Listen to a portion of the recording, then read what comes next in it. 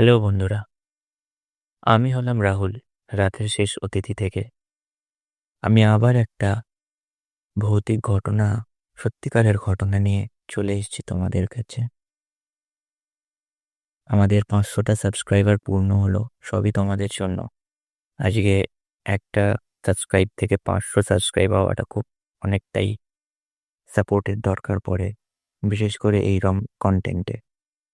So এবারের গল্পটা হয়তো একটু আলাদা হতে পারে তোমাদের জন্য, কারণ যে দুটো এপিসোড 1-এ যে পডকাস্ট তোমরা শুনেছো এবং সেকেন্ড পডকাস্ট তোমরা শুনলে, এবং এটা নিয়ে আমার থার্ড পডকাস্ট হচ্ছে। এবং আমাদের সাথে আসছে মিস্টার কৌশিক, যে নিজের জীবনের একটা সত্যিকারের ভৌতিক ঘটনা তোমাদের সাথে শেয়ার করবে। তো বেশি লেট না করে শুরু করব। তো নমস্কার কৌশিক। হুম। তো তোমার ফার্স্ট অফ অল বলো, রাতের শেষ অতিথিতে তোমার এসে কেমন লাগছে? আহ যদিও তোমার সাথে বন্ধুত্বটা আমার অনেক দিনেরই, তবে আজও আজও করে আবার আশা হয়ে ওঠেনি। উম, অনেকদিন ধরেই ঘটনাটা বলবো বলবো করে আর বলা হয়ে ওঠেনি, আমারও সময় দিতে হবে বা তোমারও সময় হয়নি সেভাবে। আহ, চলছে, এভাবেই চলে যাচ্ছে। তো খুব ভালো লাগলো তোমার 500 সাবস্ক্রাইবার হয়েছে এটা শোনার পরে। তো ওই জন্যই আর কি আমার মনে হলো যে এমন একটা ইউনিক একটা সময়ে তোমার সাথে আরো ভালোভাবে কথা বলা হোক, একটু আড্ডা দেওয়া হোক। দ্যাটস ওয়াই আরো তা বললো। তো এমনি বাই কৌশিক, আমি যতদূর জানি তুমি একটা টাটা স্টিলের কোম্পানিতে ম্যানেজার পোস্টে আছো, আই থিঙ্ক। তো তোমার এমনি কর্মজীবনটা কিরকম? খুবই চাপের নিশ্চয়ই। হ্যাঁ, অ্যাকচুয়ালি সারাদিন ধরে যেহেতু অনেক রকম ব্যাপার থাকে কাজের ক্ষেত্রে, হ্যান্ডেল করতে হয়, সে স্টাফের দিক থেকেই হোক, ফিনান্সিয়াল যেসব ক্ষেত্রেই হোক, অ্যাকাউন্টসের দিক থেকেই হোক, সব দিক থেকেই মানে আমাকেই সামলাতে হচ্ছে বর্তমানে। একটু চাপের মধ্যেই আছি বলতে পারো। এ, তো যাই হোক, একটু আলাপ পরিচিত হলো, তো এবারে আরো এগিয়ে গিয়ে আরো হবে। হয়তো আরো অনেক কিছু জানতে পারবো এই ব্রডকাস্টের দ্বারা। হয়তো আমাদের দর্শকরা যারা আছে তারাও অনেক কিছু তোমার থেকে শিখতে পারবে, কারণ প্রত্যেকটা মুহূর্ত তো আমরা শিখি। সেটা ছোট হোক বা বড়, সব দিক থেকে আমরা শিখি। অনেক অনেক গল্প আমাদেরকে আরো অনেক কিছু শিখিয়ে যায়। তো বিশেষ করে এই ভৌতিক গল্পগুলো যেগুলো হয়। তো যাই হোক, আমি আর বেশি টাইম নষ্ট করব না তাদের। তো তুমি এবারে তোমার লাইফের এই ঘটনাটা এবারে একটু একটু করে পার্ট ওয়াইজ শেয়ার করো তাদের সাথে, যারা তারা বুঝতে পারে এবং তাদেরও ভালো লাগে। আহ, সত্যি কথা বলতে কি, ভৌতিক অভিজ্ঞতা যে আমার খুব একটা আছে এমনটা না। তবে আমি যতটুকু আমার মানে মনে পড়ে, মানে খুব ছোটবেলায় একটা অভিজ্ঞতা ছিল বটে। যদিও সেটা অস্পষ্ট বলি আমি আর সেটা শেয়ার করলাম না, সেটা যদিও কোনো সময় এক সময় গিয়ে শেয়ার করবো, সেটা মাকে হয়তো সে সময় মা জানেন, তো মায়ের থেকে আবার শুনে নিয়ে শেয়ার করব। বাট বর্তমানে আমার সাথে যে ঘটনাটা ঘটেছে সেটা গত বছরের মে জুলাই এরকম, মে জুন এরকম সময়তেই হয়েছে অ্যাকচুয়ালি। না, তো ঘটনাটায় আসা যাক। আমি মায়ের একটা ওটির ব্যাপার ছিল, তো সেই ব্যাপারটা নিয়ে আমার একটা বিশেষ বন্ধুর সাথে যোগাযোগ করি। তো সে আহ, বর্তমানে সেই হসপিটালেই আছে। আমি হসপিটালের নামটা নিচ্ছি না, কেননা সে যেহেতু এখনো সেখানে কর্মরত, তাই এক্ষেত্রে আমি তার নামটা নিচ্ছি না। এবার সেখানে মাকে অ্যাডমিট করা হয় যথারীতি। এবার জায়গাটির নাম আমি নিতে পারি, জায়গাটির নাম হচ্ছে ব্যারাকপুরে। ব্যারাকপুরে সেই হসপিটালটির পাশাপাশি, যেহেতু আমার বাড়ি যেহেতু ডানকুনিতে, তো ডানকুনি থেকে ব্যারাকপুর ডিস্টেন্সটা অনেকটাই, যেহেতু একজন ওখানে পেশেন্ট অ্যাডমিট হবে, সো দ্যাটস ওয়াই তাকে যাওয়া আসা বা এই করতে করতে অনেকটা সময় চলে যাবে। এবার সেখান থেকে অফিস সামলা তো পসিবল না। অফিস থেকে ছুটি নিয়ে সেই সময় আমি একটা রুম রেন্টের জন্য ট্রাই করি। তো তখন সেই সময় আমার ওই বন্ধুটি একটা ঘর দেখে দেয়। এবার যথারীতি সে যখন ব্যবস্থা করেছে, তাই জন্য আমি আর ডিটেলসে নিজে প্রথমে গিয়ে ঘর দেখাবে এই ব্যাপারগুলো আমি করি। তো এবার মায়ের ওটি হয় যথারীতি সোমবার দিন বা এরকম কোনো সময় হওয়ার কথা হয়। কিন্তু এটা পোস্টপন্ড হয়ে চলে যায় মঙ্গলবার দিন। এবার আহ, সেই দিন অর্থাৎ সোমবার দিন আমরা এখান থেকে যাই, সবকিছু লাগেজ থেকে প্যাক করে নিয়ে আমরা চলে যাই সে বাড়াবাড়ির উদ্দেশ্যে, এবং সেই দিনকে গিয়ে রাত্রের দিকে মাকে অ্যাডমিট করে দেওয়া হয় হসপিটালে। তো মাকে যখন অ্যাডমিট করে দেওয়া হয় তার আহ, আগেই আমরা ওই জায়গাটাতে দেখতে যাই ঘরটা কেমন বা কি। তো যখন প্রথম আমি যাই, আহ বাড়িতে ঢোকার মানে একটা হয় না যে একটা একটা অন্যরকম ভাইবস থাকে, একটা মানে যেটা যদিও আমি এটা ছোট থেকে বুঝতে পারি, মানে কোনো একটা জায়গায় যদি কোনো কিছু খারাপ কিছু বা থাকে, এটা অনেকে আমি আমি ব্যক্তিগতভাবে মনে করি অনেকে এটা ফিল করে বা বুঝতে পারে। এবার এরকমই আমি যাই যখন সেখানে, ফার্স্ট টাইম যখন ওই গেটটাকে খুলে বাড়িতে ঢুকি, ফার্স্টেই দেখে একটা অন্যরকম ফিলিংস একটা হলো। যাই হোক, আহ তারপর গেলাম। আমি একটু বিবরণটা দিয়ে রাখি বাড়িটির। বাড়িটি একদমই হসপিটালিটির পিছনে। তো পিছনের দিকে হওয়াতে মানে অ্যাকচুয়ালি হসপিটাল থেকে যদি তুমি ডিস্টেন্স বলো, তাহলে সেটা খুব বেশি হলে হয়তো 200 বা 300 মিটারের মধ্যেই হবে। এই হসপিটালের পিছন দিকেই বাড়িটি। তো আমরা যথারীতি বাড়ি থেকে এন্ট্রি করি, যখন গেটটা সদর দরজা দিয়ে ঢুকলাম, ঢোকার পরে বাড়ির ঠিক ডান দিকটা একটা ভাঙা বাড়ি রয়েছে। যে বাড়িটা অনেক পুরনো। পুরনো বলতে প্রায় ধরো 50-60 বছর আগেকার বা সেরকম সময়ের, হয়তো তারও আগে হয়তো ইউজ করা হয়েছে, কিন্তু বর্তমানে পুরোটাই ভগ্নদশায় পড়ে গেছে। এবার যাই বাড়িটির সামনের দিকে, বাড়িটি পুরোটাই ঢোকার মুখে এত পরিমাণে গাছপালা রয়েছে বাড়িটিতে, পুরো বাড়িটি অন্ধকারময়, একদম অন্ধকারাচ্ছন্ন অবস্থায় বলা যেতে পারে। আমরা দুপুরের দিকে গেছিলাম দেখতে, তো দুপুরের দিকে যখন গেলাম ফার্স্ট টাইম ওখানে, তো পুরোটাই যেন মনে হচ্ছে আমার মানে একটা আলো ছায়া ব্যাপার, বুঝতে পারলে তো। এবার তারপর সেখানে যাওয়া হলো, যথারীতি ঘরে ঢুকতে একটা ভ্যাপটা গন্ধ নাকের মধ্যে এলো। তো টেলিফোন দরজাটা খুলে আমি ভাবলাম হয়তো যে এইটা হয়তো বন্ধ টন্ধ রয়েছে, এই জন্য হয়তো এ হবে। যথারীতি বাড়ির যে মালকিন ছিলেন তিনি নিচে এলেন, মানে ঘরটা বুঝিয়ে দিলেন, ঘরটা দেখলাম। দেখার পর আহ দেখা থেকেই জানি না কেমন একটা অদ্ভুত একটা ফিলিংস হচ্ছিল, মানে আহ, যেটাকে মানে এক্সপ্লেন করতে পারবো না মেবি, তবে একটা অন্যরকম একটা অনুভূতি। তো তারপরে আহ ওখানে আমরা এবার একটু পরিষ্কার পরিচ্ছন্ন করে নিই, মানে ঘরটা তো অনেকদিন ধরে বন্ধ ছিল। ওনারা যখন ধুয়ে ধায়ে দিয়েছিলেন, তারপরে একটু পরিষ্কার করলাম। করার পর যখন ফার্স্ট টাইম ওই তক্তপোষ থাকে ছিল একটা, তো তক্তপোষটিকে যখন তলাতে মানে ঝাড়ু মেরে বার করলাম, দেখলাম একটা হাড়, মানে লিটারেলি কোনো একটা মাংসের হয়তো ওটা তোমার কোনো মুরগি বা এরকম কিছু চিকেনের বা মাটনের হাড় হবে, হতে পারে, আমি জানি না, আমি পিওর না। তবে ওই রকমই একটা ছোট্ট হাড়। তো এটাকে ফেলা হলো। ফেলার পর যথারীতি আমরা ওখান থেকে গঙ্গাটাও খুব কাছে।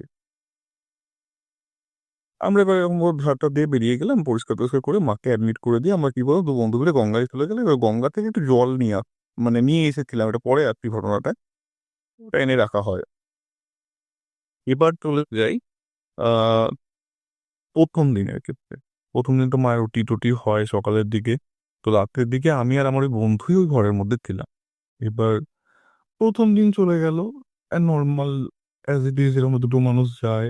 তবে হ্যাঁ, একটা ঘটনার মধ্যে আমি বলে রাখি, তবে রাতের দিকে যখন টয়লেট যেতাম, তখন টয়লেটের মধ্যে আমরা কিন্তু জল মানে একদম ছড়িয়ে রেখে আসতাম বা এরকম কিছু করে আসতাম, এরকম কিছু ছিল না। আমরা নর্মালি ইউজ করলে, একটা মানুষ জল ইউজ করে কত অপচয় করবে, আর টয়লেটটা মানে বড় ছিল, অনেকটাই বড় ছিল। এবার টয়লেটের যখন জলটার পরে একটা সাইডেই কলটা ছিল, কলটা থেকে মানে গেটটা ক্রস করে, বলে দিই যে গেটটা ক্রস করে ঢুকলে একটু জলের জায়গাটা আছে, ওই কলটা আছে। তো কলের নিচে বালতি রাখা থাকতো, ধুলে ওইখানটা দিয়ে হাত পা ধোয়া হতো এরকম। কিন্তু আমরা কোনো সময় গেটটা জলটা ইউজ যদি নাও করতাম, প্রতিদিন সকালবেলা বা রাত্রিবেলা যখন টয়লেটে যেতাম, দেখতাম পুরো ঘর পুরো ভিজে, মানে কোনো জল পড়া অবস্থায় আসছে, মানে জল পড়তেই পারে না এমন একটা জায়গায় যেখানে জল কোনোভাবেই পড়বে না, সেই সব জায়গাতে যেখানে জলে পুরো ভর্তি। এবং আরো বিভিন্ন ধরনের নোংরা পড়ে থাকতো, মানে কোনো রকম এটো খাবার আমি ভাবতাম হয়তো ইঁদুর টিঁদুর আছে বা হয়তো নিয়ে আসছে মুখে করে সাইড টাইডে বয়ে যাচ্ছে, এরকম একটা ব্যাপার ভাবতাম। তো যাই হোক, প্রথম দিন এইভাবে গেল। এইবার আসছে তৃতীয় দিন। ঘটনাটা শুরু হচ্ছে এই দিন থেকে। কেন কি সকালের দিকে বাপিরা গিয়েছিল, বাপি বৌমেরা সব দেখতে গিয়েছিল ওটির পরের দিন। তো সেদিনকে সবকিছু ঠিকঠাক ছিল, সবকিছু দেখার পরে আমি চলে আসি। তো সেদিনকে ও, সেদিনকে বাপিরা যখন চলে এলো বিকালের দিকে, ঘটনা শুরু হচ্ছে তখন থেকে। এবার হঠাৎ করে আমার বন্ধুটির একটি কাজ পড়ে যায়, তাকে বাড়িতে যেতে হয়। আচ্ছা।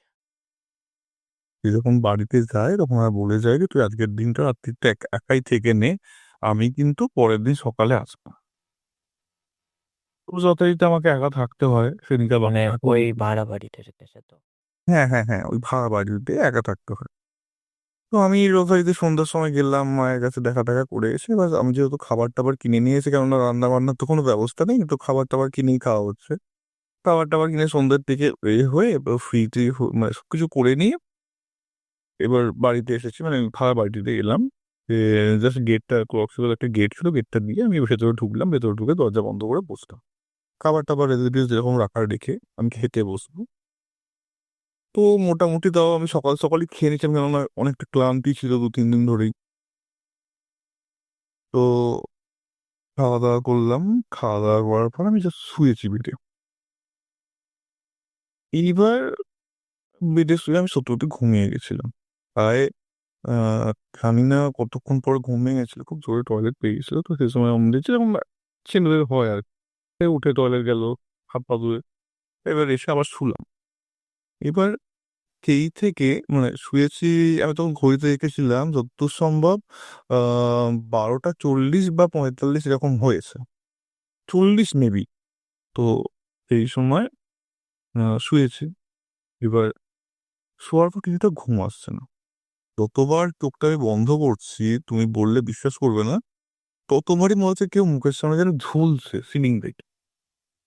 বারবার বারবার কিন্তু এটা রিপিটেডলি হচ্ছে, মানে আমি মানে চোখটা বন্ধ করছি, বন্ধ করার পরে যখন আবার চোখটা খুলছি কিছু নেই, কিন্তু যখনই চোখটা বন্ধ করছি মনে হচ্ছে না ঝুলছে, মানে হয় না, মানে আমি ঠিক বলে বলে বর্ণনা আমি বোঝাতে পারবো না। বুঝেছি।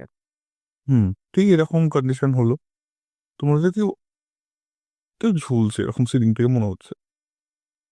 তারপরে আবার কিছুক্ষণ পর আমি এবার, যেহেতু গায়ে বইতে আছে তো এ আছে, গায়ত্রীর মতো জপ করতে আরম্ভ করলাম, আরো হনুমান চালিয়ে চালিয়ে কিছুক্ষণ আবার ঘুমিয়ে গেছিলাম। আবার এটা ফোনটা মানে এবার আমার ফোনে সবসময় চার্জ থাকে, মানে আমি ফুল চার্জ দিয়ে রাখতাম, কেননা কখন কি দরকার পড়ে না পড়ে হাফ চার্জ দিয়ে রাখতাম। আমার তখন দেখছি পুরো ব্যাটারি ডাউন, মানে একদম চার্জ নেই, ফোন বন্ধ হয়ে গেছে যখন আমার ঘুমটা ভাঙে। তো ফোনটা অ্যাকচুয়ালি আপনাদের জিরো টিরো কিছু ছিল না, মানে যেগুলো নাইট ল্যাম্প থাকে। আমি এবার ফোনটা অন করার জন্যই খুঁজছিলাম যে ফোনটা কাছে থাকলে ফোনটা অন করে আমি লাইটটা চালাবো বা কিছু করবো, তো পেলাম না, মানে ফোনটা একটু অন হচ্ছে না। তখন কি করলাম, তখন এবার আবার শুয়ে আছি, আবার নর্মালি শুয়েই আছি, ও আর উঠিনি। আমি ওইভাবে শুয়ে থাকতে থাকতেই না দরজার যে ঘরটা আমার ছিল সেটা দুটো দরজা ছিল। একটা বাথরুমের সোজাসুজি একটা দরজা ছিল, হ্যাঁ। একটা দরজা আমরা মেন এন্ট্রির জায়গায় একটা দরজা ছিল, দুটো দরজা। হ্যাঁ। এইবার সাডেনলি মনে হলো বাথরুমের দিকে দরজাটা খুলে গেল, অটোমেটিক। অটোমেটিক, অটোমেটিক খুলে গেল, কিন্তু আমরা ভিতর দিয়ে ছিটকিনি দেওয়া ছিল, মানে ছিটকিনি পুরো লাগানো ছিল। পুরো নর্মাল যেমন একটা খোলা হয় সেরকম খোলার আওয়াজ হলো, চিটকিটা খুললো, আমি সেটা বুঝতে পারলাম যে চিটকিটা খুললো কেউ। তো তখন সত্যি কথা বলতে প্রাণের ভয় সবার ঠিক আছে, আমারও আছে। আমি তো এবার একটা নতুন জায়গা, তারপর ব্যারাকপুরের মতো জায়গা। তো আমি ভাবছি যে হয়তো মেবি চোর টোর ঢুকলো নাকি, তারপর আমি চাবিটা দেখলাম হাতের কাছে রাখতাম, তো চাবিটা দেখলাম না, চাবি দিয়ে এসেছি। তো তারপরে কিছুক্ষণের ঘরটা না খুটখাট আওয়াজ হচ্ছিল, অ্যাকচুয়ালি আমাদের যে ঘরটা ছিল সেই ঘরটা দুটো মানে এন্ট্রিটা থেকে ঢুকে, আমার যদিও এটা ভুল হয়ে গেল, প্রথমেই বলাটা উচিত ছিল। ঢুকেই দুটো দরজা, একটা দিকের ঘরটা মানে একটু পজিশনটা একটু ফাঁকা রয়েছে, সেদিকটাই আমাদের যেতে লাগে না। এই একটা ঘরের সাথে ওটা অ্যাটাচ রয়েছে, ঠিক আছে। এবার ওই ঘরটায় খুটখাট খুটখাট আওয়াজ হচ্ছে। তো আমি আবার তন্দ্রাচ্ছন্ন হয়ে গেলাম। তো এই সময় এরকম আওয়াজ হচ্ছে, হতে হতে হতে হতে কিছুক্ষণ মানে মনের মধ্যে একটা ডাউট হচ্ছে কি হচ্ছে কি হচ্ছে। তো তারপরে আমি উঠলাম সাহস করে, উঠে যখন লাইটটা দিলাম দেখলাম কিছু নেই, দিয়ে আবার শুয়ে গেছি। এবার তারপরে যখন ঘুমটা আমার ভাঙলো তখন আমার মানে প্রচন্ড রকমের ঘাম হচ্ছে শরীরে, ফ্যান ট্যান পুরো মানে চলছে, সেই সময় ফ্যান চলছে, তা সত্ত্বেও প্রচন্ড ঘাম হচ্ছে, মনে হচ্ছে যে মানে নিঃশ্বাস যেন বন্ধ হয়ে আসছে। তো সাডেনলি আবার যখন আমি চোখটা খুললাম, আমি কিন্তু বুঝতে পারছি মানে উপলব্ধি করছি অন্ধকার ঘরের মধ্যে না কেউ চলাফেরা করছে, মানে এইটা পুরো বোঝা যাচ্ছে যে মানে পায়ের শব্দ হচ্ছে, একটা মানুষ ঘরের মধ্যে হাঁটতে যেরকম শব্দ হয় সেরকম শব্দ হচ্ছে। এবং উম, সেই সময় আহ মানে জানি না এটা কিভাবে সম্ভব বা কি হলো, আমার জাস্ট মনে হলো একটা লাল অবয়ব, লাল কিছু পড়া অবয়ব একটা সরে গেল। হ্যাঁ, এবার যদি বলো যে কিভাবে দেখলাম, ওই ঘরে একটা ইন্ডিকেটর ছিল, মানে ইন্ডিকেটরের আলোটা না দেখবে আমাদের যে এই সুইচ বোর্ড হয় না, সেই সুইচ বোর্ডে একটা ইন্ডিকেটর থাকে। হ্যাঁ, ওই ইন্ডিকেটরের আলোটা এটা প্রচন্ড মানে খুব লাইট ছিল, মানে খুব উজ্জ্বল ছিল, যাতে মানে ঘরটা আবদা হলেও আলো থাকতো, মানে বোঝা যেত। এবার সেটাতে বোঝা গেল যে লালচে আবার সরছে, কালারটা অতটাও ক্লিয়ারলি না বুঝলেও মনে হলো যে কিছু একটা সরে গেল। তো সেটা খুব লম্বা এবং প্রায় ধরো 6 ফিটের কাছাকাছি, এবং তার বসলে লুঙ্গি টাইপের কিছু একটা পরে এরকম বোঝা গেল। এটা গেল। তো এবার সেদিনকে রাতে আমি আর থাকতে পারছি না, তখন আমি বন্ধুটিকে ফোন করলাম। ফোন করার পর সে বলল একটা কাজ কর ভাই তুই, আমি হসপিটালে বলে দিচ্ছি, ফোন করে দিচ্ছি, তুই হসপিটালে চলে যা, ওখানে গিয়ে আমি কাউকে বলে দিচ্ছি, তুই বসে থাক। তো রীতিমতো আমি ওখান থেকে বেরিয়ে পড়লাম। বেরিয়ে পড়ার মুহূর্তটা আমি হয়তো তোমাকে বলতে পারছি না, মানে আমি যে মানে কিভাবে ওখান থেকে বেরিয়েছিলাম সেই সেই সময়টাতে লিটারেলি দর দর করে ঘামছে, একটা হাফ প্যান্ট মানে শর্টস পরে আর একটা গেঞ্জি পরে আমি বেরিয়ে পড়েছি ওই অবস্থায়, যাহা করে পথে লক করে আমি একদম মানে তীর বেগে বেরিয়ে গেছি ওখান থেকে। তো বেরিয়ে গিয়ে সোজা চলে গেলাম বাইরে। বাইরে গিয়ে বসে আছি, ঠিক দেখবে ব্যারাকপুর যে হসপিটালটির কথা আমি বলছি সেই হসপিটালের সামনে আহ একটা বসার জায়গা আছে, মানে একদম একটা বাস স্ট্যান্ড রয়েছে। এটা একদমই তোমার ব্যারাকপুর যে চিড়িয়া মোড় আছে, ব্যারাকপুর চিড়িয়া মোড় থেকে তুমি ডানলপের দিকে যেতে গেলেই বাঁ হাতে হসপিটালটা পড়বে, ঠিক আছে? এবার সেখানে বসার জায়গাটিতে আমি বসে আছি। তখন কটা হবে, তখন প্রায় রাত্রির ধরো 2:10, 2:10 বা 2:15 হবে। এবার সেই রাস্তায় মানে মানে যেহেতু ওটা হাইওয়ে, তো হাইওয়ের মধ্যে মানে তোমার কোনো ইয়ে নেই, মানে বাম্পার টাম্পারের ব্যাপার কিছু নেই, হসপিটালের সামনেই বলো এতে বলো কোথাও থাকে না। তো আমি বসে আছি ওখানে নর্মালি। ঘটনাটা কি হয়, একটা মৃতদেহ ওখান দিয়ে মানে ওই যে হয় না মানে মৃত সববাহী গাড়ি, তো কাঁচের যে গাড়িগুলো সেই গাড়ি করে একটা লাশ নিয়ে যাওয়া হচ্ছে ওখান থেকে। মানে ওখান থেকে হচ্ছে মিনস আমি হসপিটাল ঠিক সামনেটা মানে বসে আছি তোমার বাস স্ট্যান্ডে। তো ওই গাড়িটি চিড়িয়া মোড়ের দিক থেকে আসছে, ডানলপের দিকে যাচ্ছে, ঠিক আছে? তো আমি যেখানটা বসে আছি ঠিক বাস স্ট্যান্ডের কাছে এসে গাড়িটি সাডেনলি ব্রেক করতো। ব্রেক কষাতে মানে তুমি বললে বিশ্বাস করবে না, অত স্পিডে যাওয়া গাড়িটা, জানি না স্পিডের কারণে হয়েছে বা এটা কি অদ্ভুত কিছু ব্যাপার আমি বুঝলাম না। তো স্পিডের কারণেই হোক বা অদ্ভুত কিছু ব্যাপারের কারণেই হোক, তো ডেড বডি না পুরো একদম পুরো তো শূন্যে মানে ভেসে গেল, মানে ব্রেকটা যখনই ব্রেকটা কষলো তখন পুরো একদম ডেড বডিটা পুরো লাফিয়ে ওঠার ব্যাপার করে না একটা মানে ঠিক সেম।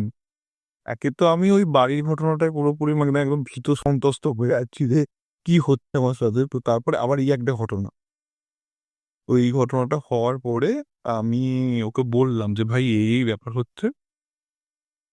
তো তখন বললো যে তুই একটা কাজ কর, তুই আমি গার্ডকে বলে দিচ্ছি তুই গার্ডের ঘরে গিয়ে একটু বস। সত্যি কথা বলতে সেদিনকে এইভাবে সারাটা দিন আমার কাটলো, ঠিক আছে, পারে সারাটা রাত্রি, প্রত্যেক রাত আমার এভাবে কাটলো। কাটার পর ওখানে বসলাম কিছুক্ষণ, আমি বসার পর এইভাবে করতে করতে মোটামুটি 4:30 সাড়ে 4টে বেজে গেল। তখনও কিন্তু আমার সাহস হলো না যে আমি ওখানে যাবো আর ঘর থেকে যাবো। তারপরে গার্ডের কাছ থেকে যখন বেরোলাম মোটামুটি 5টা বাজে, ভোরের আলো বেশ ভালোই ফুটে গেছে, তখন যাই ওই ঘরের মধ্যে। তো আমি যখন ঘরের মধ্যে যাই, যাওয়ার পর আমি হাঁটতে হতো 6টা সাড়ে 6টা পর্যন্ত একটু শুয়েছিলাম, তারপর আবার বেরিয়ে আসি। শুয়েছিলাম বলে ফ্রেশ ট্রেশ হওয়ার জন্য টয়লেটে গেলাম, টয়লেটে গিয়ে ওখান থেকে বেরিয়ে এলাম। তো এই হচ্ছে ঘটনা। এবার এই ঘটনার মধ্যে এখনো কিন্তু শেষ হয়নি। এবার এইটা বলার পর ও পরের দিন সকাল 10টার মতো অফিসে আসে। আমি তো তখন মায়া ঠিক আছে যেরকম যাই সকালে একবার দেখা করে আসার ব্যাপার থাকে। তো আমি যেহেতু ও যেহেতু মেডিকেল স্টাফ ছিল, তো সেই জন্য আর কি আমার কোনো রকম ওই পারমিশন বা কিছু লাগেনি সে সময়। মানে মোটামুটি ওই চেনাশোনা মুখ চেনা হয়ে গেছে, তো যাতায়াত করতে পারি। তো মাকে চাটা দিয়ে এলাম, মাকে আর কিছু বলিনি এইসব ব্যাপারে, তো বলাটাও শেষ হওয়ার পসিবলও না। এবার ওকে আমি বলি যে ভাই এই এই ব্যাপার, আমি তুই তো পুরোটাই শুনেছিস বা পুরোটাই জানিস, তুই একটু খোঁজ খবর লাগাতো, ব্যাপারটা আমার মনে বলছে ওখানে কিছু একটা আছে, মানে কিছু একটা ঘটনা আছে। তো লিটারেলি এই ঘটনাটা আমরা প্রথমে চায়ের দোকান থাকে, তো আড্ডা মারতে মারতে এরকম কথা বলছিলাম, তো এক কাকু বললো তুমি কোথায় আছো বাবা? আমি বললাম যে এই তো পিছনে অমুক রকম বাড়িতে। আমি তাকে ডেসক্রিপশনে বললাম যে আমি অমুক জায়গায় আছি। আহ, তো উনি ভদ্রলোকের নাম বললেন যাদের বাড়িতে আমার গেট। ঠিক আছে, বলতো মুখের বাড়িতে আসতে হবে। উনি বললেন, "উম, তোমরা কি আর বাড়ি পেলে না, তো ওই বাড়িটাতেই যেতে হলো?" দেখুন আমি তো জানি না, আমার যে বন্ধু দিয়েছে কে আপনাকে ঠিক করে দিয়েছি। তো তখন সে তার সাথে কথা বলছে, বলছে ওই ভদ্রলোকের বাড়িতে তুমি দেখবে যে ঘরটায় তোমরা আছো, এই ঘরটা একটা জানলা ভাঙা আছে। যদিও পরবর্তীকালে আমি গিয়ে দেখেছিলাম সত্যিই জানলাটা ভাঙা আছে। তো ওই ভদ্রলোকের কথা অনুযায়ী উনি বলেন যে আজ থেকে প্রায় 12-14 বছর আগে, 12 থেকে 13 বছর বা এরকম সময় একটা ছেলে ছিল ওই বাড়িতে। ঠিক আছে, ছেলেটি কোনো কারণে ওই ঘরের মধ্যে সুইসাইড করে। হ্যাঁ, তার বয়স ছিল 14 থেকে 15 বছর। তো ছেলেটি সেই সময় ওই ঘরের মধ্যে সুইসাইড করে, আজ থেকে প্রায় 14, 12, 13 বছরের কথা তোমায় বলছি। সুইসাইড করেছিল। তার কিছুদিন পরে ওই ঘরে একটা তান্ত্রিক আসে। ঠিক আছে, ভাড়া হিসেবে। তখন তখন থেকে ওই ঘরটা ইউজ করা হতো না। ঠিক আছে, তো ওই ঘরটা ইউজ করা হতো না, তো ওই ঘরটা ভাড়া হিসেবে দেওয়া হতো ওনাদের বাড়িতে। তো ওই ঘরটায় উনি থাকতেন। উনি থাকার কিছুদিন পরে অদ্ভুতভাবে উনি দেখবে ব্যারাকপুর আর তালপুকুর এই দুটো ক্রসিং এর মাঝখানটা একটা, মানে ওই যে ক্রসিংটা রয়েছে তালপুকুর থেকে, যে ক্রসিংটা আছে এখান থেকে যাওয়ার একটা রাস্তা আছে, মানে তুমি যদি তালপুকুরের দিক দিয়ে যাও তাহলে খুব তাড়াতাড়ি তুমি এই ব্যারাকপুর লাইনটা করতে পারবে। ওইখানে ওই ভদ্রলোক সুইসাইড করে। ও অজ্ঞাত বসত কারণবশত তিনি ওইখানে সুইসাইড করেন, নেইলে মাথা দেন। তো এর পরবর্তীকালে ওই ঘরেতে আর ভাড়া দেওয়া হয়নি। ঠিক আছে, এর পরবর্তীকালে ওই ঘরেতে ভাড়া দেওয়া হয়নি। তারপর থেকে ঘরটা বন্ধ থাকতো। এইবার কিছুদিন ধরে ভদ্রলোক বলেন যে বেশ কিছু বছর আবার যেহেতু বাড়িওয়ালারা সবকিছু মানে রং টং করে পরিষ্কার পরিচ্ছন্ন করে, তো তারপর থেকে আবার দু এক বছর ধরে ওনারা ভাড়া দেওয়ার চেষ্টা করছে, কিন্তু কোনো ভাড়াটিয়াই মানে একদিনের বেশি দুদিন থাকেননি এখানে। একদিনের বেশি দুদিন, আমি কিন্তু হ্যাঁ এটা মানে সজ্ঞানে বলছি যে একদিনের বেশি দুদিন থাকেননি। কেন কি, ওনারা লিটারি জিনিসপত্র নিয়ে আসতেন, ভ্যান থেকে নামাতেন, এবার তারপরের দিনই ভ্যান নিয়ে ওই জিনিসপত্র গুছিয়ে নিয়ে আবার চলে যেতেন। এরকম ঘটনা ঘটেছে। তো যাই হোক, এর পরে মানে উনি অবাক হয়ে গেলেন যে আমি এখানে 2 থেকে 3 দিন ওই ঘরের মধ্যে আমরা ছিলাম। তো এই এই হচ্ছে ঘটনা, মানে আমরা যখন পরের দিন জানতে পারি তারপরেও আমি কিন্তু ওই ঘরে ছিলাম 2 দিন। তো কোনো রকম প্রবলেম আর হয়নি। ঠিক আছে, তো 2 দিন ওরকম ঘরের মধ্যে ছিলাম, যেহেতু দুজন থাকলে আমি আমি আমি যেটা দেখলাম যে দুজন বা কেউ থাকলে একজন মানে ওরকম কোনো রকম সমস্যা বা কিছু হ্যাঁ হচ্ছে, কিন্তু বেশি হচ্ছে হচ্ছে মিন হয়তো দেখুন কলের নব, টয়লেটের নবটা খোলা হচ্ছে, বা কোনো সময় দেখবেন পুরো টয়লেটটা ভিজে। তারপর কোথাও দেখলাম আমাদের সিঁড়ির সামনে কোনো খাবার টাবার রাখা আছে আর এরকম এঁঠো কাটা খোয়া শুয়ে গেছে, এবার এইরকম ব্যাপার কিছু সুন্দর দেখলাম। তো তার পরবর্তীকালতে মানে আমরা যখন চলে এসেছি, আমরা আসার পরে আমরা ওনার বাড়িওয়ালাকে জানাই। এবং সবচেয়ে মানে তাজ্জব করার ব্যাপার হচ্ছে বাড়িওয়ালাকে যখন আমি ঘটনাটা বলি যে এই এই ঘটনা এখানে ঘটেছে, উনি কিন্তু বিশ্বাসই করতে চাননি। প্রথমে বলছে যে না এরকম কিছু ঘটেনি, এ ঘটেনি, হ্যান ত্যান বললেন। তারপরে যখন আমি ওই ভদ্রলোকের নাম বললাম, বলছে হ্যাঁ এরকম হয়েছে। বলছি তাহলে আপনারা জেনে শুনে এরকম ঘর কেন ভাড়া দিচ্ছেন? এটাকে পুজো আচ্চা করান বা কিছু একটা করিয়ে তবেই ঘরটা ভাড়া দিন বা কিছু করুন। তো যাই হোক, তারপরে শুনেছিলাম নাকি উনি পুজো একটা করিয়েছিলেন, তারপর একজন ভাড়াটিয়া আবারও এসেছিল, কিন্তু তারাও থাকতে পারেনি, চলে গেছিল। এই হচ্ছে ব্যাপার, মানে একটু ঘটনাটা। হ্যাঁ, এই হচ্ছে ঘটনা। মানে সেদিনকে যে কিভাবে আমি রাতটা কাটিয়েছি আমি নিজেই বুঝতে পারলাম না। মানে সারাটা রাতটা আমার মানে জেগে কেটে গেছে। বুঝলাম। এখানে এটা হয় যে সুইসাইড যারা মানে এন্টিটি গুলো থাকে যেগুলো, এইগুলো একটু এফেক্টিভ হয় যতক্ষণ না তাদের মানে ঠিকঠাক করে সৎকর্ম হচ্ছে। হ্যাঁ, আর সৎকর্ম হচ্ছে বড় কথা। ওনারা কোনো রকমই যে এখন নর্মাল 3 দিনে কাজ করা থাকে বা কাজটাও বেরিয়ে থাকে, সেগুলোই শুনলাম নাকি করেছে। এটা কার থেকে শুনলাম? যে ভদ্রমহিলা আমাদের ঘর দেখে দিয়েছিলেন, মানে আমার বন্ধুটি যার কাছ থেকে দেখে ঘরটা নিয়েছিল, ঠিক আছে? তার কাছে গিয়েই ব্যাপারগুলো জানলাম যে ওনারা শ্রাদ্ধ শান্তি সেরকম ভাবে কিছু করেননি। ওই নর্মালি 3 দিনে যেরকম শ্রাদ্ধ হয় ঘাট শ্রাদ্ধ করে ছেড়ে দিয়েছিলেন। আমি যতদূর জানি যে গয়াতে গিয়ে পিণ্ডদান করাটা সবচেয়ে বেস্ট হয় এসব ক্ষেত্রে। তো এইসব ওনারা কিছুই করেন। সব ক্ষেত্রে ওটা হয়, মানে ওটা আর কোনো রিজন জানা গেছে, মানে রিজনটা কি জন্য যে মানে সুসাইডটা করেছে, মানে অত ছোট ছেলে, মানে অনেকটাই ছোট। আমি যেটুকু জানতে পেরেছিলাম, মানে ছেলেটির যে মা ছিলেন, ছেলেটির মা ছিলেন এই বাড়ির মেয়ে, ঠিক আছে? তো ছেলেটির যে মা ছিলেন, তাকে বিয়ে দেওয়া হয়েছিল জোর করেই, মানে জোর করেই একজনের সাথে। তখনকার দিন মানে আজ থেকে ধরো আমি তোমাকে বলছি 12-13 বছর, যখন ছেলেটার বয়স মোটামুটি ধরো তাও হয়তো 14-15 বছর আগেকার কথা, বা তারও হয়তো বেশি হবে। মানে আমরা যখনকার ছেলেটির বয়স আজ থেকে ধরো, আমরা ছেলেটি ঘটনাটা ঘটিয়েছিল আজ থেকে ধরো 10-12-13 বছর আগে। তো 12-13 বছর আগে ছেলেটির বয়স 12-13 বছর, মানে প্রায় ধরো 30 বছর আগের কথা আমি তোমাকে বলছি। তো সেই সময় তো জানোই কিরকম ধরনের মানে বিয়ে ব্যবস্থা ছিল। তো সেই সময় ওনার বিয়ে হয় মানে একটা মদ্যপের সাথে, একদমই মাতাল বলতে পারো, মানে পাতি ভাষায় যেটা বলে, হ্যাঁ। তো সে অন্য মহিলার সাথে বিয়ে হয় তার সাথে। তো তারা মোটামুটি প্রথম দিকটা একটু ভালো থাকলেও তারপরে ওই জায়গা জমি ব্যাপার নিয়ে বা পারিবারিক চাপে বা প্রমাণ এইসব ব্যাপার নিয়ে প্রচন্ড রকমের ঝামেলা হয়। তো ওই ভদ্র মহিলাও গায়ে আগুন দিয়ে সুসাইড করে, ঠিক আছে? এই সুইসাইডের শোকটা মানে ছেলেটি নিতে পারেনি, তো ট্রমাটাইজ হয়ে যায়। তো সেখান থেকে সেই ছেলেটি এসে মামার বাড়িতে থাকে। এবার সেখান থেকে ওই ছেলেটির সাথেও বিভিন্ন ধরনের যেরকম হয়, মামা মামিরা বিভিন্ন ধরনের ব্যাপার থাকে, তারা অত্যাচার করে বা করে। সেই ব্যাপারটা ছেলেটি নিতে পারেনি। কেউ অসহায় ভাবে, তার বাবা তাকে দেখেন না, তার মা এরকম সুসাইড করেছে, তো সে কি করবে? তো সেই সব চাপ সহ্য করতে না পেরে হয়তো সেই সময় করেছিল। ওকে, মানে এরকমও হয়, হ্যাঁ। মানে আগেকার সমাজটা কি রকমের ছিল। সত্যিই তাই, মানে খুবই মর্মান্তিক একটা ঘটনা। তো দেখো, আমি সত্যি কথা বলতে এইসব নিয়ে রিসার্চ করা বা কিছু করা কিছুই এসব করি না। তবে হ্যাঁ, একটা জিনিস আমি মানে সিক্স সেন্সটা খুব ভালো কাজ করে না, এরা যদি কোনো কিছু থাকে তে বুঝতে পারি যে অমুক জায়গায় মানে কোনো একটা জায়গায় গেলে। অ্যাকচুয়ালি আমি যেটা মানে যে অনেক এন্টিটি হয় যেগুলো ক্ষেত্রে ওরা আমাদেরকে অনেক কিছু বোঝাতে চায়, অনেক ইশারা। বোঝাতে চাই অ্যাকচুয়ালি, সেটাই আমি তোমায় ভেবে না। সাধারণ মানুষ বোঝে না। তো সব ক্ষেত্রে সেই জন্য যাদের একটুখানি সেন্স ভালো বা যারা একটু স্পিরিচুয়াল ব্যাপারটাকে নিয়ে ভাবে, ঠিক আছে, তারাই এই জিনিসটা বুঝতে পারে। তো কিছু এন্টিটি হয় খারাপ করে, কিছু এন্টিটি হয় ভালো করে। তো সব ক্ষেত্রেই ভালো।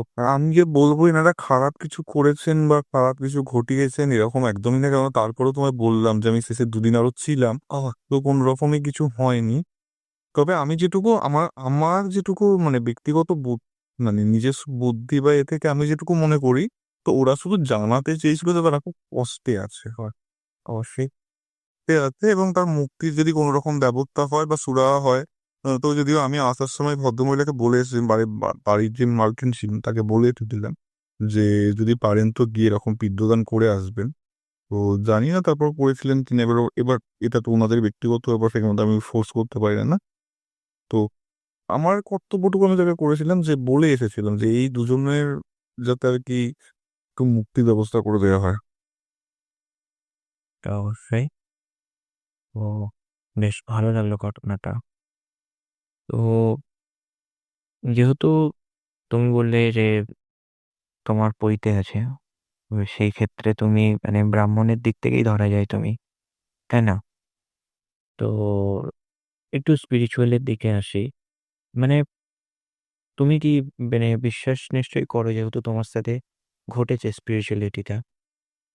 দেখো, বিশ্বাসের কথাই যদি বলো তাহলে আমি একটা জিনিস বিশ্বাস করি, যেরকম দেখো আলো আছে অন্ধকারও আছে, খারাপ আছে ভালো মানুষও তো পৃথিবীতে আছে, সেরকম শুভ শক্তি আছে অশুভ শক্তি আছে। এক্ষেত্রে নেগেটিভও এনার্জিও যেরকম আছে, পজিটিভ এনার্জিও সেরকম আছে, এটা থাকতেই হবে, তাই না?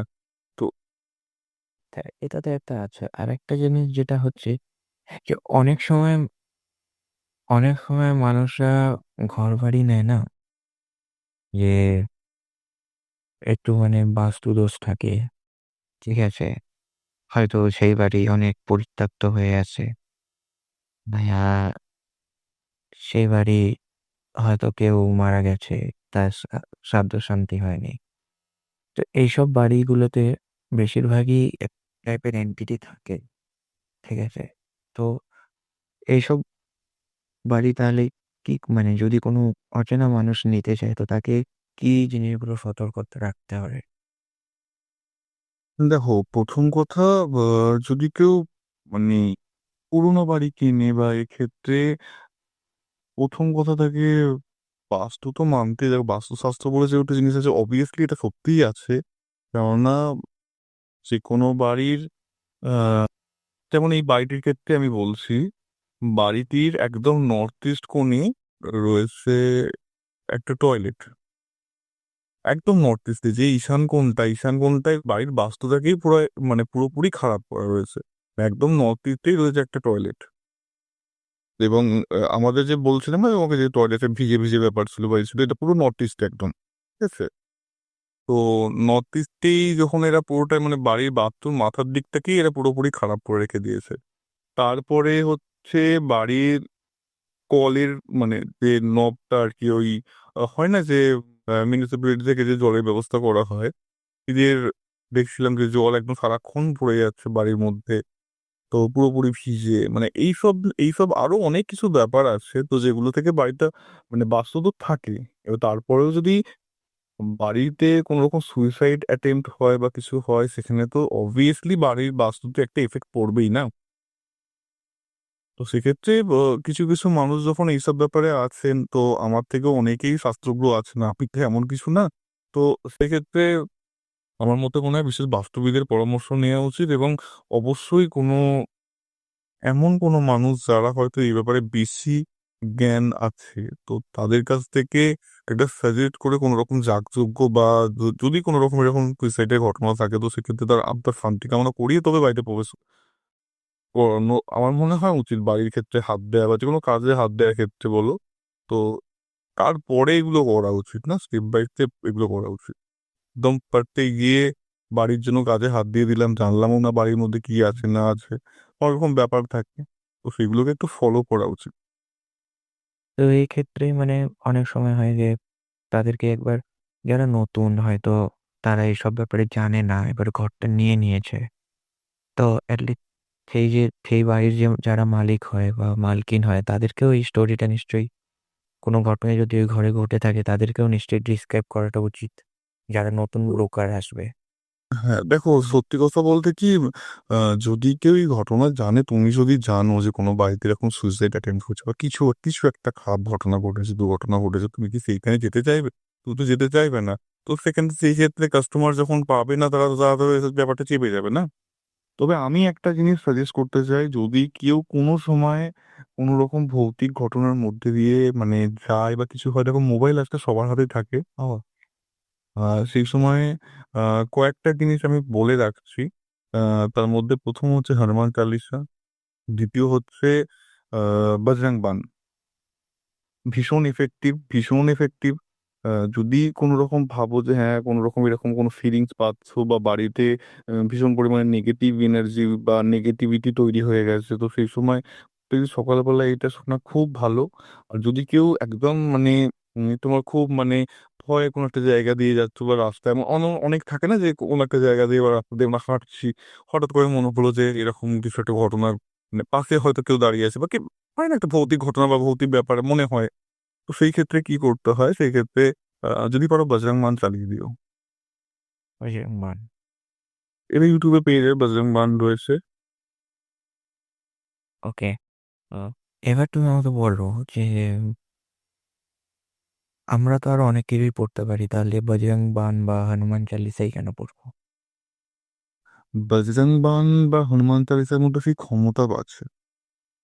দেখো, ক্ষমতা প্রত্যেকটি দেবদেবীর মন্ত্রে বা পাওয়ার মধ্যে, দেখো মন্ত্র শক্তির মধ্যে ক্ষমতা আছে, এটা আমি মানি। এবার যারা যারা আমার মতো আস্তিক আছে, যারা মানবে যে হ্যাঁ ভগবান আছে এ আছে, তারা তো মানবেই না। এবার সবচেয়ে বড় কথা হচ্ছে যে এই যে বজরং মান বলো বা হনুমান চালিসা বলো, এদেরকে বিশেষ পাওয়ার আছে। হ্যাঁ, যেমন আহ বজরং বলির যে তোমার হনুমান চালিসা রয়েছে, তার মধ্যে বলা যায় যে ভূত পিশাচ নিকটে নেহি আবে, মহাবীর জব নাম না হবে। হুম, and তো সেক্ষেত্রে এইসব জিনিসগুলো খুব সেই সময় সাহায্য করবে তোমার সেই নেগেটিভিটিটাকে কাটাতে। তার থেকেও এবার তুমি যদি আরো ভাবো যে সেখান থেকে তোমার নৃসিংহ কবচম চালিয়ে দিতে পারো, প্লে করলে সেটা নৃসিংহ কবচম বা, হ্যাঁ ভীষণ পাওয়ারফুল, ভীষণ পাওয়ারফুল। আমি তো বললাম না যে ওই ঘরের মধ্যে যখন আমি ছিলাম নৃসিংহ কবচ চালিয়েছিলাম এবং গায়ের মধ্যে রব করছিল। তো সেই সময় এইগুলো আমার খুব কাজে দিয়েছিল। তো এইগুলো পড়ার কিছু বিশেষ নিয়ম কানুন তুমি সেটা সাজেস্ট কর। যদি বলো বিশেষ নিয়ম কানুন, সেক্ষেত্রে আমি তো বলবো যে এগুলো সকালবেলার দিকে, একদম সকালের সময় যে ব্রহ্ম মুহূর্ত উঠে বা কিছু সময় যদি যদি কেউ মনে করো যে বিশেষ বাড়ির জন্য বা গৃহ শান্তির জন্য বা গৃহের মধ্যে কোনো নেগেটিভিটি রয়েছে বা কিছু রয়েছে, সেহেতু একদমই সকালের দিকে উঠে এই স্নান টান সেরে ভগবানের পুজো আদি করে এই সময় চালিয়ে শুনতে পারো। বা এবার ধরো এমন কোনো কন্ডিশন যে তুমি হয়তো রাস্তা দিয়ে যাচ্ছ, কোনো একটা অবস্থানের উপর দিয়ে গেলে বা কোনো শ্মশানের পাশ দিয়ে যাচ্ছ, তো সেই সময় হয়তো তোমার কোনো রকম একটা খারাপ কিছু অনুভূতি হলো বা ফিলিংস হলো যে হ্যাঁ কোন রকম নেগেটিভিটি এখানে রয়েছে, বা তুমি হয়তো তোমার হয়তো ফলো করছো কিছু এরকম, যদি কোনো কিছু মনে হয় সেই সময় তো তুমি আর কোন বস্ত্রে আছো বা কি আছো এটা তো পারবে না। সেই সময় তুমি নিঃসঙ্গ কবচ বা এ চালিয়ে দিতে পারবে, বা তার বাকিটা তার উপর ছেড়ে দিতে পারে, কিছু করার থাকে না। ওকে। আচ্ছা, আমরা এখানে একটা হনুমানজিকে নিয়ে যখন উঠেই যে ব্যাপারটা, তো এখানে একটা আমি ওনার একটা ফর্ম দেখি, যেটা হচ্ছে আহ, পঞ্চমুখী হনুমান। এতে তো এখন আমাকে তুমি এটা বলো যে এই ফর্মটা কিসের জন্য, মানে উনি কেন ধারণ করেছিলেন এই ফর্মটা? দেখো, এই বিষয়ে না আমি অবগত না যদিও, আহ তবে আমি যেটুকু শুনেছি পঞ্চমুখী হনুমানের এই ফটোটি রাখলে বা উপর যেটাকে বলে, তো সেটা যদি রাখা হয় তো নেগেটিভিটি একদমই আসে না। এটা মানে আগে বলে কি দরজার বাইরে মানে হ্যাঁ হ্যাঁ হ্যাঁ, মেন দরজার গেট। বাইরে মেন গেটের উপরেই রাখা হয়। ওকে। হ্যাঁ, মানে এটা অনেকেই মানে যারা জ্যোতিষ বলো বা যারা এইসব ব্যাপার বাস্তুবিদ যারা আছে, তারা এই জিনিসটা সাজেস্ট করে যে হুম। পঞ্চমুখী হনুমানের একটা ফটো তোমরা বাইরে রেখে দাও। অনেক সময় একটা জিনিস আছে যেটা পঞ্চমুখী হনুমান তো আছে, আর একটা রাক্ষসের আমরা বিবরণ পাই যে 50 বল মুখ। তো ওটারও নাকি বলে নাকি গেটের সামনে রাখলে মানে গেটের তবে অনেকেই বলে কীর্তিমুখ রাখতে, আমি জানি না, আমি আমার ব্যক্তিগত অভিমত থেকে বলতে পারি, আমি জানি এটা নিয়ে হয়তো কোনো রকম ঘটনা, অনেকে অনেক রকম কিছু মনে করবে বা অনেকে অনেক রকম মন্তব্য থাকে। তো ব্যক্তিগতভাবে আমার মনে হয় রাক্ষসীর মুখ রাখার থেকে বজরংবলী তো একটা টাঙিয়ে দেওয়া অনেক ভালো। আমার ব্যক্তিগতভাবে মনে হয়, যদিও জানি যে ওটা যে একটা রূপ বা কিছু, তবুও রাক্ষস মূর্তি রাখার চাইতে আমার মনে হয় বজরংবলীর যদি একটা ফটো রাখা হয় সেটা বিশেষ ফলপ্রদ হবে। ওকে। তো হ্যাঁ, এটা তো একদমই ব্যাপার একটা আছে, তো সবারই ঘরে ওটা মেন দরজা থাকে। হ্যাঁ, কেন কি প্রত্যেক ক্রিয়া বলে না, প্রত্যেক ক্রিয়ার সমান বিপরীত প্রতিক্রিয়া আছে একটা। তো যেহেতু এটা রাক্ষসের মুখ হিসেবে আমরা কথার মধ্যে কীর্তিমুখ কিন্তু রাক্ষস, অবভিয়াসলি আমি জানি না, এটা নিয়ে আমিও এতটাও অবগত না, তবে আমি যেটুকু শুনেছি ইনি একজন মানে রাক্ষস হিসেবে বিবেচিত হন। তো সেক্ষেত্রে বজরংবলী ফটোটা আমি বেশি প্রেফার করি। তো এই হচ্ছে একটা ব্যাপার। এবার যেহেতু শিবের 11তম রুদ্রতম অবতার যিনি হনুমানজি, এবং ওনাকে শ্রীরাম আশীর্বাদও দিয়েছিলেন যে তুমি চিরঞ্জীবী হয়ে আমার ভক্তদেরকে রক্ষা করবে।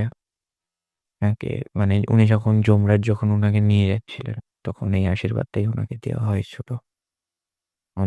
উনিও 7টা চিরঞ্জীবীর মধ্যে একজন চিরঞ্জীবী, এবং ওনাকে ডাকলে ইনস্ট্যান্ট ফল পাওয়া যায়, এবং মনের মধ্যে ওনার নাম নিলে একটা মনের মধ্যে কনফিডেন্ট এবং সাহস আসে।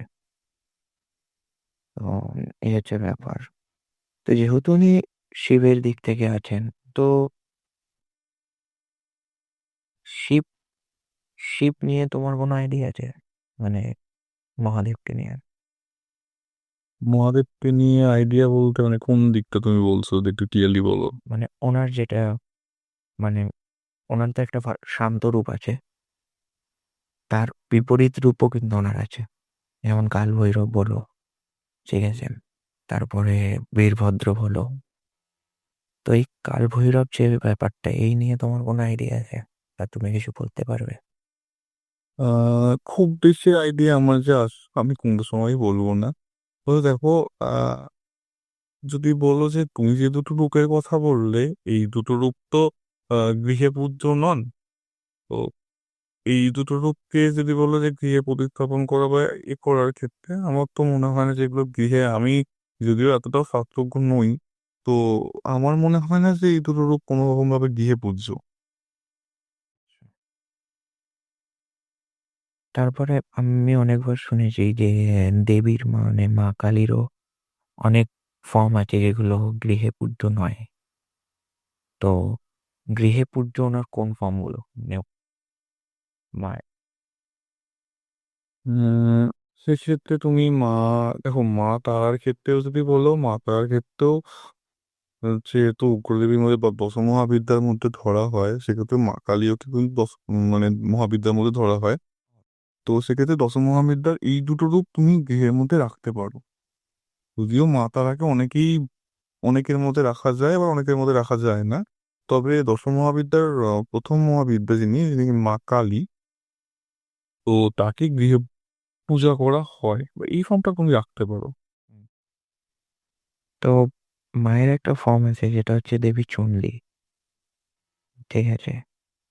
এই ব্যাপারটা তুমি আমাদের অডিয়েন্সকে বলতে পারবে যে কেন উনি এই রূপটা ফর্ম মানে ধারণ করেছিলেন হঠাৎ? আহ দেবী চণ্ডীর তো আলাদা করে কোনো রকম যে ব্যাখ্যা আমরা পাই সেটা তো না। দেবী চণ্ডীর যে পার্বতী রূপ বা দেবী চণ্ডীর যে মেন রূপ, সেটা ওই কবিকঙ্কন মুকুন্দরাম চক্রবর্তীর যে চণ্ডীমঙ্গল কাব্য আছে সেখান থেকেই পাওয়া যায়। তো দেবী চণ্ডী মেনলি শিবের যে স্ত্রী, যিনি পার্বতী বা গৌরী, এই রূপটাতে পুজো করা হয়।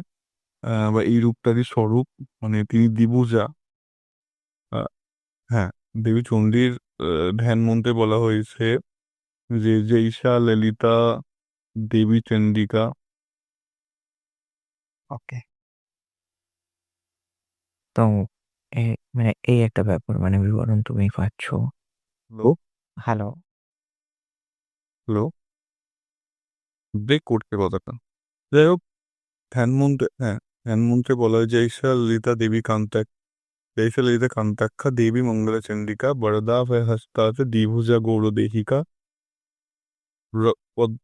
रक्तपद्मासनस्थाच मुकुटोज्ज्वलमण्डिता रक्तकोशेवसना स्मितवक्ता शुभानना नवयौवनसम्पन्ना চার্বাঙ্গী ললিতপ্রভা।